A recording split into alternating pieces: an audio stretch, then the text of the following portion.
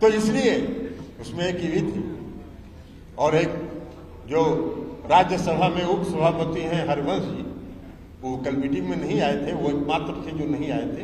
हमने उनसे फोन पर बात किया, उन्होंने कहा कि नीतीश कुमार जी ने हमको सार्वजनिक जीवन में लाया है, हम नीतीश कुमार जी के साथ हैं और नीतीश कुमार जी के साथ रहेंगे।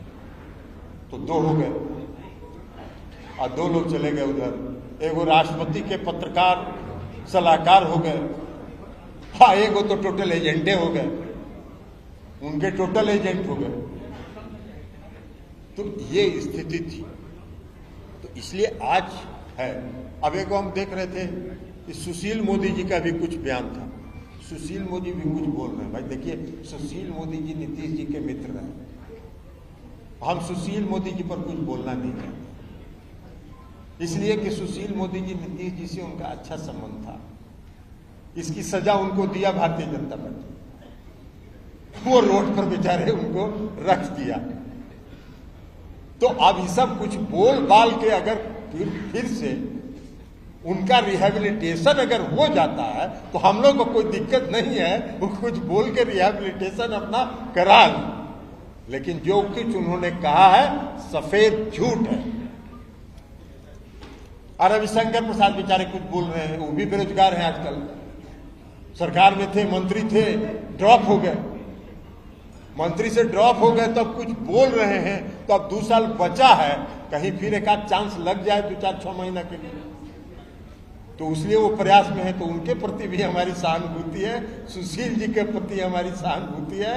आई संजय जायसवाल जी तो आरजेडी में के कैंडिडेट न रहे हैं, संजय जायसवाल जी कौन सी प्रवचन दे रहे हैं, विश्वासघात बता रहे हैं। अरे विश्वासघात तो आप करते हैं, विश्वासघाती आप हैं, गठबंधन धर्म का पालन आप नहीं करते हैं।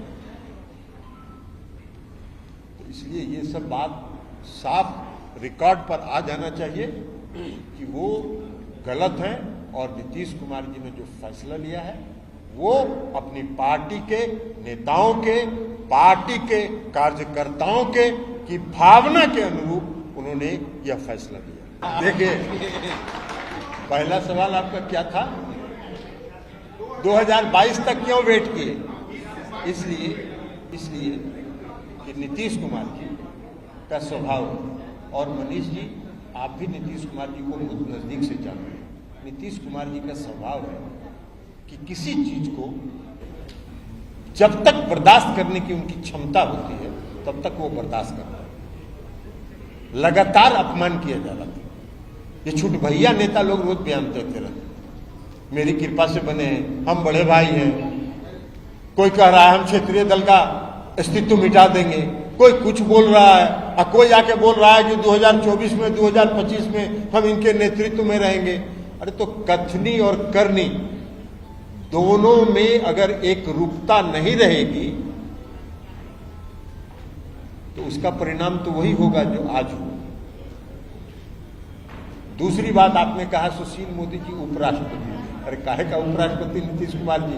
नीतीश कुमार जी को तो पहला दिन जब मीडिया में चला कि राष्ट्रपति के उम्मीदवार हो सकते हैं, उसी दिन मैंने कह दिया था कि नीतीश कुमार राष्ट्रपति के उम्मीदवार नहीं है और नीतीश कुमार राष्ट्रपति कभी नहीं बनेंगे। तो उसी दिन कह दिया था। सुशील जी को तो हमने कहा आपको अभी कि सुशील जी बोल रहे हैं, अब वो बेचारे का पुनर्वास हो जाए तो इससे बेहतर हम लोग के लिए खुशी की बात कोई नहीं होगी। यही सब बोल के पुनर्वास हो जाए। एक बार और हम जानते हैं, उसके पहले भी एक बार बहुत भारी वनवास में थे, राज्यसभा में तो नहीं गए थे, तब बिहार में थे। 1 मिनट हरिया ना भाई, उनका जवाब देने दीजिए। अरे उसका पहले जवाब हुआ तो दे दे। अरे सप्लीमेंट्री सवाल अभी पहले मेन जवाब दे देना। अब ऐसे नहीं है, ऐसे नहीं जवाब देते, अभी हम ऐसे नहीं ना जवाब देते हैं, हमको देने दीजिए। उन्होंने जो बीच में भी वनवास में थे, ये संजय झा जी गवाह हैं, भारतीय जनता पार्टी के एक नेता जो हम सबों से जिनका बहुत गहरा संबंध था, अरुण जेटली जी, वो अब नहीं है इसमें।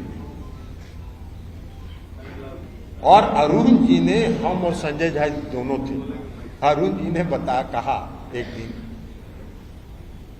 हम उसमें एनडीए में नहीं थे, हम उसमें महागठबंधन के पथ निर्माण मंत्री थे, और हम गए थे अरुण जी से, जब जाते थे तो हम लोग मिलते थे और वो भी प्रेम से खिलाते थे कहीं भी ले जाके।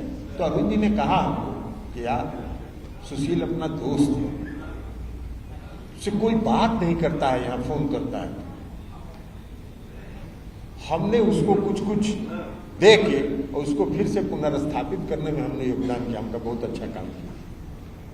तो फिर से अभी वो अरुण जी जैसे लोग तो नहीं है, लेकिन अभी सब बयान देने से अगर सुशील जी का पुनर्वास हो जाता है तो हम लोगों को पूरी सहानुभूति सुशील जी के साथ है,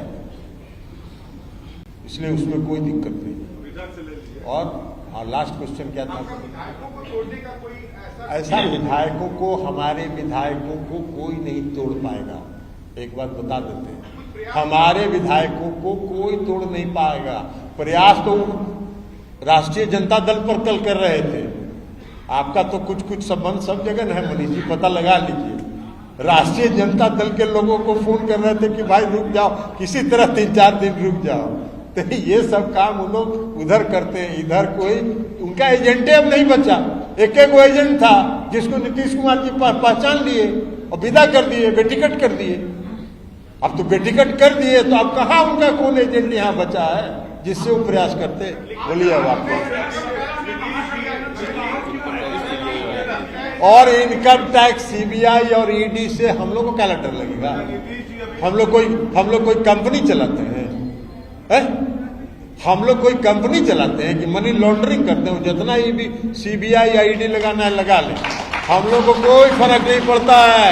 हम लोग का आमदनी हम लोग का कृषि से है, हम लोग का आमदनी हम लोग के वेतन से है, हम लोग का आमदनी जो घर है उसके किराया से है। इसके अलावा कोई आमदनी का स्रोत नहीं है। उनको जितना ईडी लगाना है लगा लें।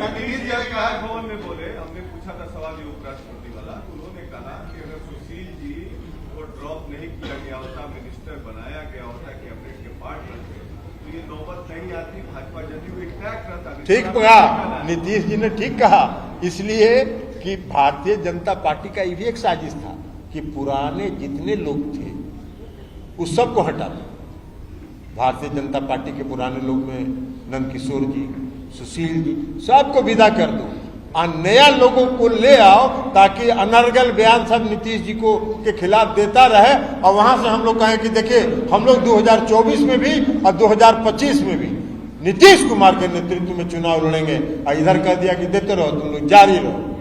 जैसे लोग विधानसभा के 2020 के चुनाव में कह दिया कि हम लोग एकदम गठबंधन हम लोग का राष्ट्रीय एनडीए जो है इंटैक्ट है, और धाए पीछे से चल जाइए, आप लड़ जाइए लोजपा से, चल जाइए आप लड़ जाइए लोजपा से, आप टिकट ले लीजिए लोजपा से।